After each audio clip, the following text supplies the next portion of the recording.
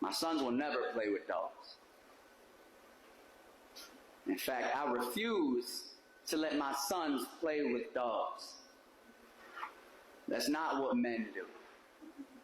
Men are supposed to be leaders, protectors, providers. How do I expect him to be the head of a home when he's steady tending to a house made of plastic? I refuse to let my sons play with dogs. If I ever catch him with a Barbie, a Bratz, a Polly Pocket, or Cabbage Patch, I swear my right hand to God, I will set him straight, knowing that is not how God intended for us to act. I said I refuse to let my sons play with dogs. Because I don't want them learning what it's like to have ownership over a woman's body. Thinking that all women are born with strings on their back.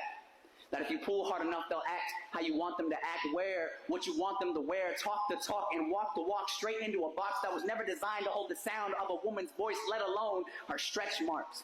Tattooed across her skin as a result of reaching so far across the universe, she bridged heaven and earth, yet still there are men who view women as more mistake than they do miracle, who spit sexist slurs through their teeth like refund receipts for all the clothes he will never allow her to wear, because she's showing too much skin, because that outfit is asking for it, because all she wants is attention. Men who are more likely to punish you for an abortion than they are for sexual assault. But if they see the procedure to be the murder of a baby inside of a woman, then tell me, when a girl gets raped, is the child inside her not dying too?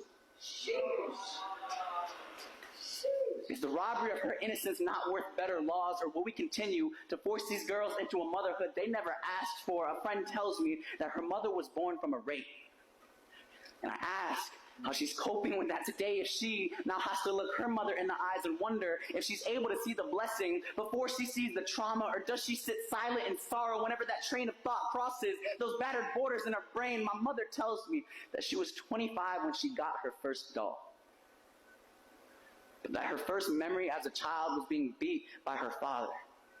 And it hurts to know that, like so many other girls, my mother had to live her childhood backwards, being treated like a woman well before she was one, yet never taken seriously long after she became one, having to train her words daily until they were calloused, just so maybe what she says might be able to hold a little bit of weight. I hate that I have to use my platform to beat problems of political policies that are not mine to paint. So don't mistake this for spray can saviorism spread across the canvas of shit that's trending. Think of it more as my apology for every time I turned a blind eye on a woman just trying to be seen.